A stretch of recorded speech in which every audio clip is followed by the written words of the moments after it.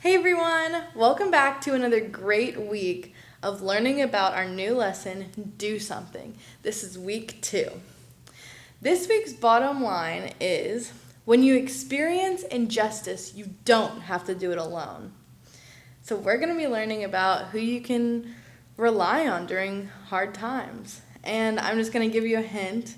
It's your parents, your teachers, your friends. We're all here for you. Now here's our lesson. Bye everyone.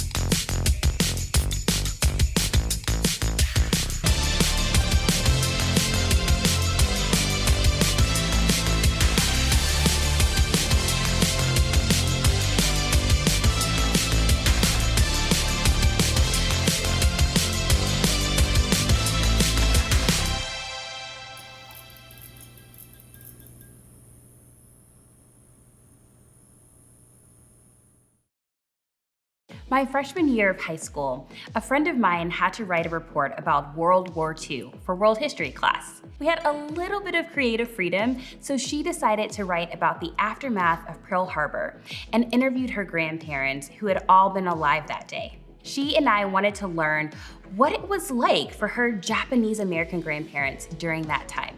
As you may have learned in school, on December 7th, 1941, the Japanese Navy attacked the US naval base at Pearl Harbor in Oahu, Hawaii, which caused the US to declare war on Japan and join the Second World War. Out of fear of espionage, the US government rounded up Japanese Americans and forced them to what we call internment camps. Between 1942 and 1945, around 120,000 Japanese Americans who called the United States home were held at these camps. But this isn't just something that I know about from history books.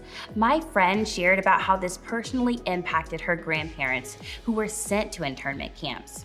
So it's personal to me because she's my friend, and one of her grandparents went to those camps and lost everything. Her grandma was detained in one of those camps, and instead of being able to start college, she never got the opportunity to go after the war, which affected her for the rest of her life. And her dad's parents?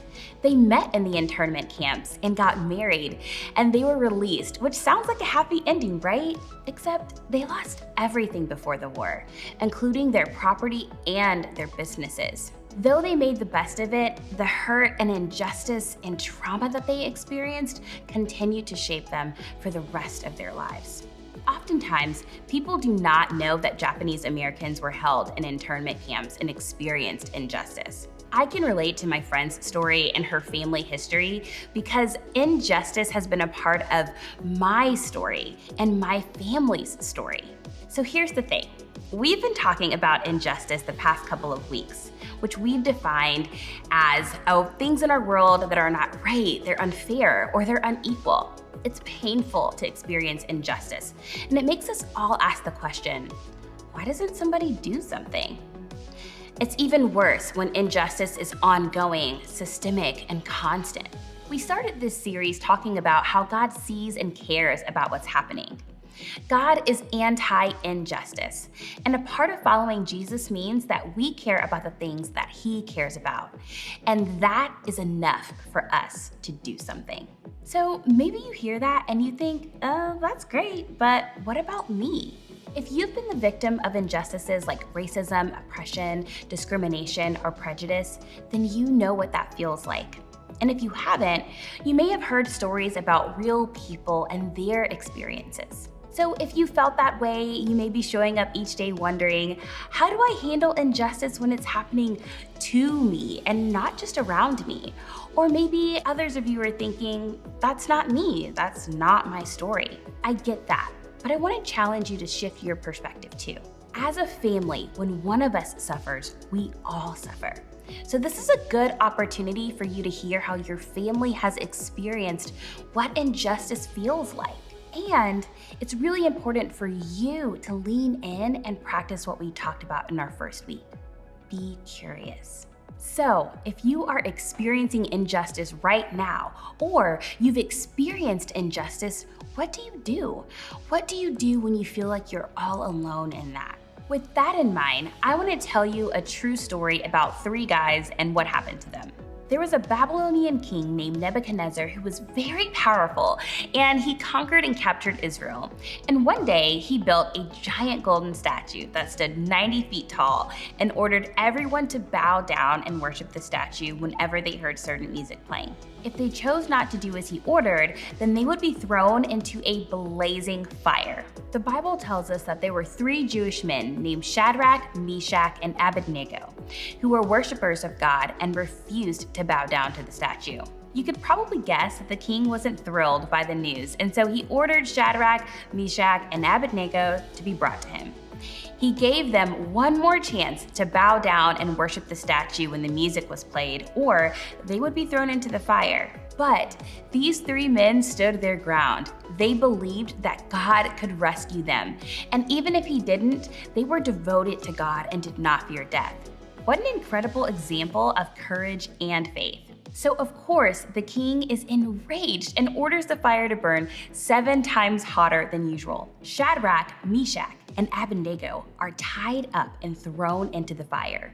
The furnace was so hot that the soldiers who threw them into the fire died simply because they came near the flames. Now look, I get none of us have been thrown into literal fires recently, but I think we can agree that this feels unfair. And many of us do know what it feels like to be treated unfairly, to be discriminated against for our skin color, to be treated like we're less than because of our family's socioeconomic status, to be held back because of our gender, or considered less important because of something we have absolutely no control over. And if you've experienced this, you know it can be scary and frustrating and sad. And so while in the furnace, I'm sure they felt all of those things. Now, let's continue with the story. I want you to see what happens next after they were in the fire. Then King Nebuchadnezzar leaped to his feet in amazement and asked his advisors, "Weren't there 3 men that we tied up and threw into the fire?" They replied, "Certainly, Your Majesty." He said, "Look, I see 4 men walking around in the fire, unbound and unharmed, and the 4th looks like a son of the gods." And Nebuchadnezzar then approached the opening of the blazing furnace and shouted, "Shadrach, Meshach, and Abednego, servants of the Most High God, come out, come here." So Shadrach, Meshach, and Abednego came out of the fire, and the satraps and prefects and governors and royal advisors crowded around them. They saw that the fire had not harmed their bodies, nor was a hair of their heads singed. Their robes were not scorched, and there was no smell of fire on them. Now, there are many Bible scholars and researchers who have opinions about this story and who the 4th man was in the fire. Was it God? Was it Jesus? Was it an angel? Or was it someone else? I don't know the answer, but one thing is clear. In a moment of extreme injustice, they were not alone. God did not abandon them or leave them to suffer on their own. In the same way, you are never alone when you face injustice. Let that sink in. When you experience injustice, you do not have to face it alone. God cared about Shadrach, Meshach, and Abednego and made sure that they were not alone in their suffering or their injustice. Did things change eventually? Yes. Did the laws change as a result of the injustice? Yes. But don't miss what happened even while they were suffering. God cared for them. And in the same way, God cares about you and does not want you to be alone when you face injustice. Maybe you hear this story and you feel the injustice part.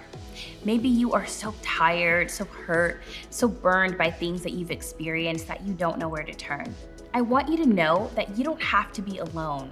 God is with you. He hears you. And if you are processing that for the first time, or you just don't know what to do next, here are some steps for you to consider. Talk to Jesus. He cares, maybe even more than you realize.